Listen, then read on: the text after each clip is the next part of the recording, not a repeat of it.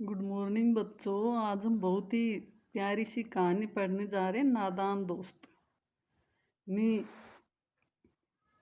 बचपन में हम इतने नादान होते हैं कि हमें पता ही नहीं होता कि किसके लिए क्या अच्छा है क्या गलत है, और हम अच्छे के चक्कर में उसका जो है गलत कर देते हैं। तो यही बताया इसमें। दो छोटे छोटे बच्चों की कहानी है। जो चिड़िया का जो है, चिड़िया इनके घर में घोंसला बनाती है और अंडे देती है।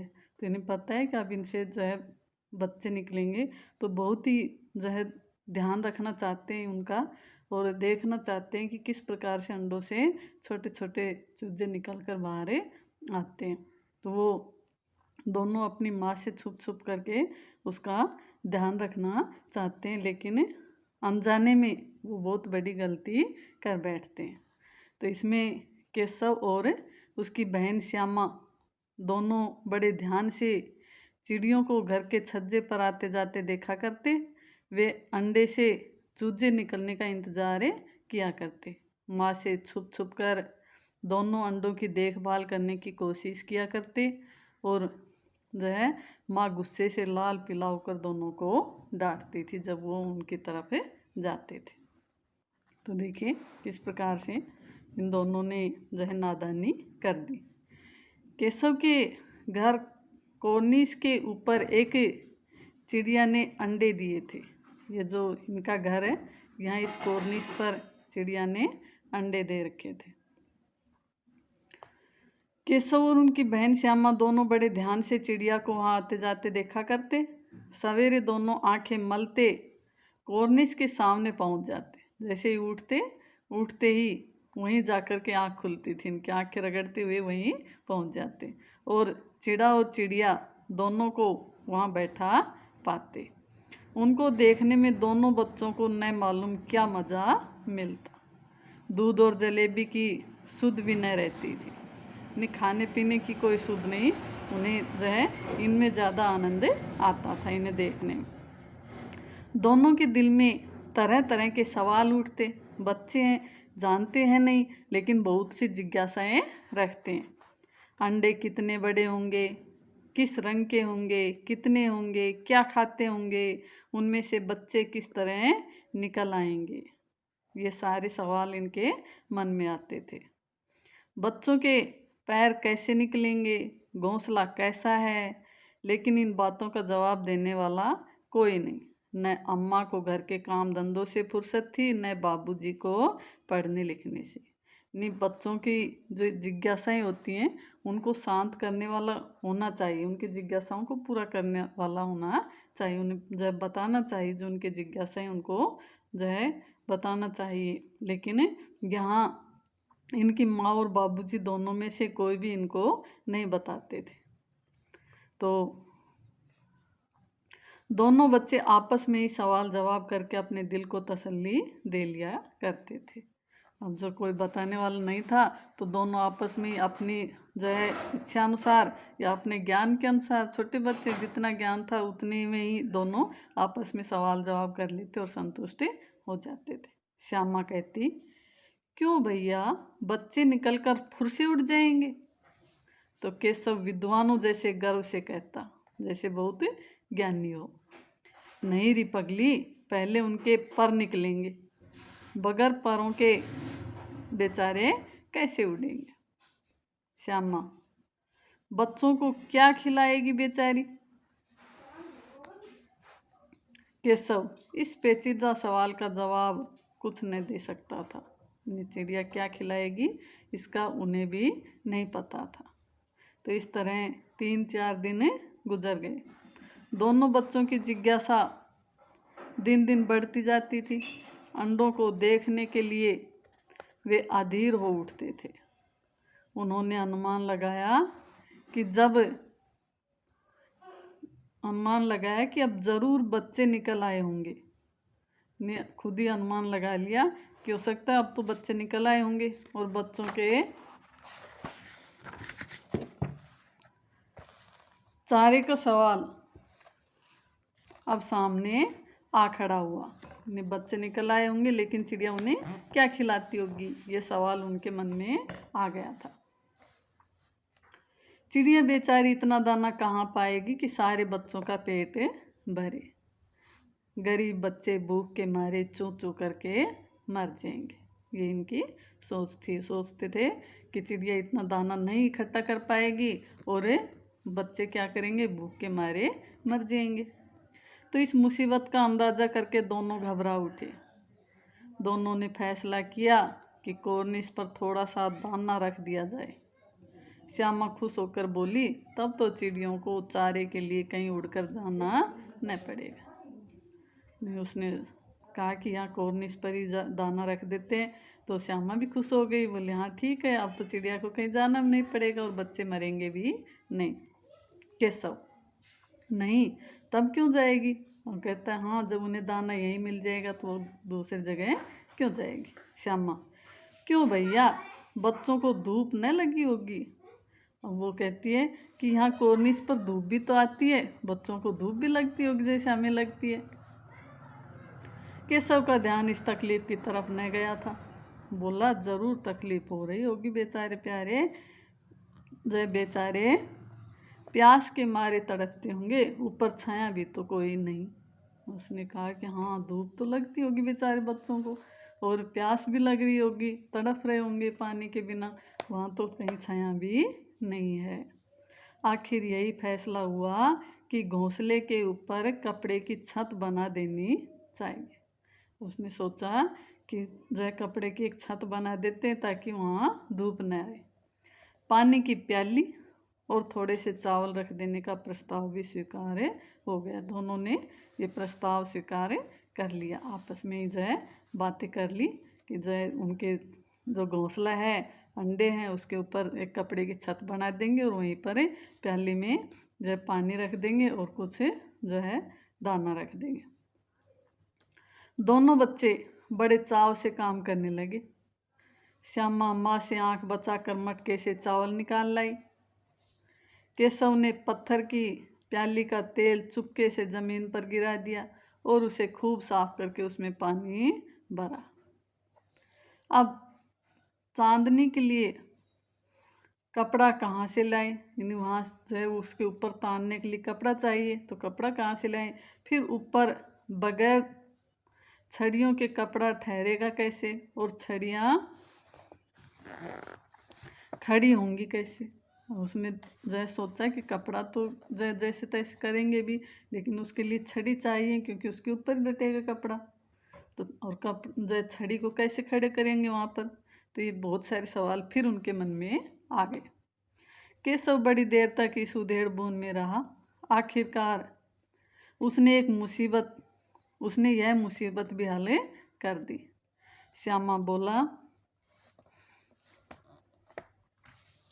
श्यामा से बोला, जाकर कूड़ा फेंकने वाली टोकरी उठा लाओ, अम्मा जी को मत दिखाना। ने चुपचाप जाकर वो टोकरी उठा लाओ तो वो टोकरी रख देंगे। श्यामा, वह तो बीच से फटी हुई है, उसमें से धूप न जाएगी। तो केशव ने झुंझला करके, तू टोकरी तो ला, मैं उसका सुराख बंद करने की कोई हिम्मत निकालूंगा, यानी कोई जुगाड़ कर दूंगा मैं उसको जो सुराख बंद करने के लिए। कर तो आ। श्यामा दौड़कर टोकरी उठा लाई। केशव ने उसके सुराख में थोड़ा सा कागज ठूंस दिया और तब टोकरी को एक टहनी से टिकाकर बोला, देखा, ऐसे ही घोंसले पर उसकी आड़ कर दूंगा, तब कैसे धूप जाएगी। श्यामा ने दिल में सोचा, भैया कितने चालाक हैं। तो श्यामा ने भी सोचा कि हाँ भैया तो बड़े होशियार हैं, कितने अच्छा जुगाड़ कर दिया। गर्मी के दिन थे, बाबूजी दफ्तर गए हुए थे। अम्मा दोनों बच्चों को कमरे में सुलाकर खुद सो गई थी। लेकिन बच्चों की आंखों में आज नींद कहाँ। अम्मा जी को बहलाने के लिए दोनों दम रोके आंखें बंद किए मौके का इंतजार कर रहे थे। जो ही मालूम हुआ कि अम्मा जी अच्छी तरह से सो गई, दोनों चुपके से उठे और धीरे से दरवाजे की सिटकनी खोलकर बाहर निकल आए। अंडों की हिफाजत की तैयारियां होने लगी। केशव कमरे से एक स्टूल उठा लाया, लेकिन जब उससे काम न चला तो नानी की चौकी लाकर स्टूल के नीचे रखी और डरते डरते स्टूल पर चढ़ गया। इस प्रकार से जो है कोशिश करने लगे। श्यामा दोनों हाथों से स्टूल पकड़े हुए थी।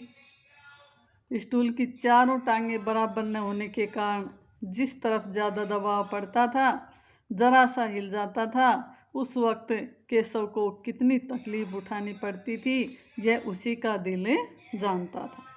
जो है सारे चारों कोने बराबर नहीं थे टांगे, इसलिए तो वो हिलती रहती थी और केशव घबरा जाता था कहीं गिरने जाऊं।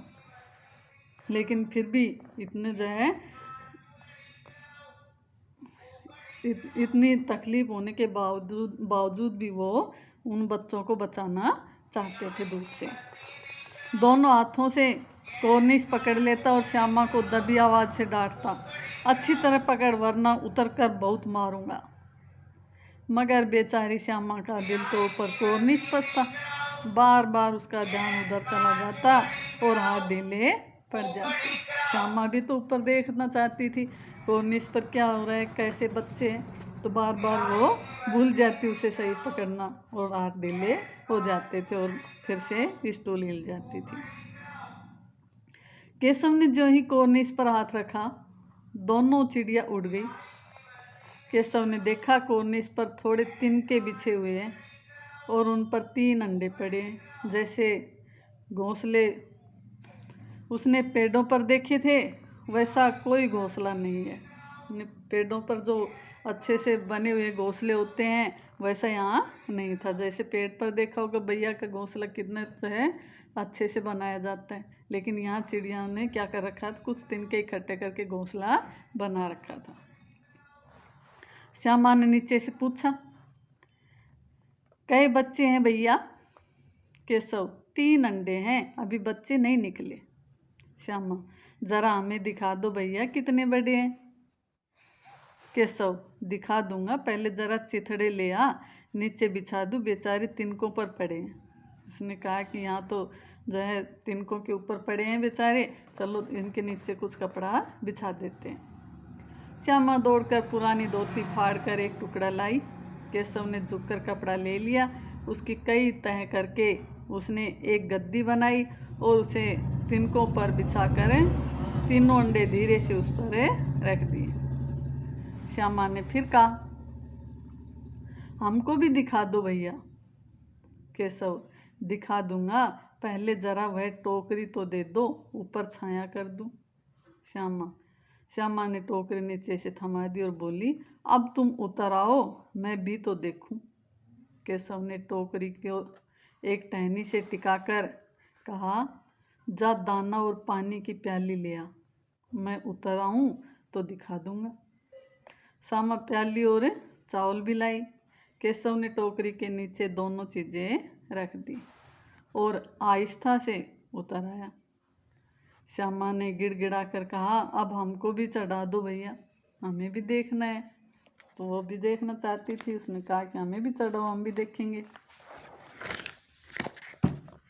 केशव, तू गिर पड़ेगी। श्यामा, नहीं गिरूंगी भैया, तुम नीचे से पकड़े रहना। केशव, नहीं भैया, कहीं तू गिर पड़ी तो अम्मा जी मेरी चटनी ही कर डालेगी, कहेगी कि तूने ही चढ़ाया था। क्या करेगी देखकर। अब अंडे बड़े आराम से हैं, जब बच्चे निकलेंगे तो उनको पालेंगे। दोनों चिड़िया बार बार कॉर्निश पर आती थी और बगैर बैठे ही उड़ जाती थी। केशव ने सोचा, हम लोगों के डर से नहीं बैठती। स्टूल उठाकर कमरे में रखाया, चौकी जहाँ थी वहाँ रख दी। श्यामा ने आंखों में आंसू भरकर कहा, तुमने मुझे नहीं दिखाया, मैं अम्मा जी से कह दूंगी। केशव, अम्मा जी से कहेगी तो बहुत मारूंगा, कह देता हूँ। श्यामा, तो तुमने मुझे दिखाया क्यों नहीं? केशव, और गिर पड़ती तो 4 सर न हो जाते, गिरती तो सर में लग जाती, सर फूट जाता, 4 टुक हो जाते। इतने में जो है कोठरी का दरवाज़ा खुला और माँ ने धूप से आंखों को बचाते हुए कहा, तुम दोनों बाहर कब निकल आए? मैंने कहा न था कि दोपहर को नहीं निकलना। किसने किवाड़ खोला? किवाड़ केशव ने खोला था, लेकिन श्यामा ने माँ से यह बात नहीं कही। उसे डर था कि भैया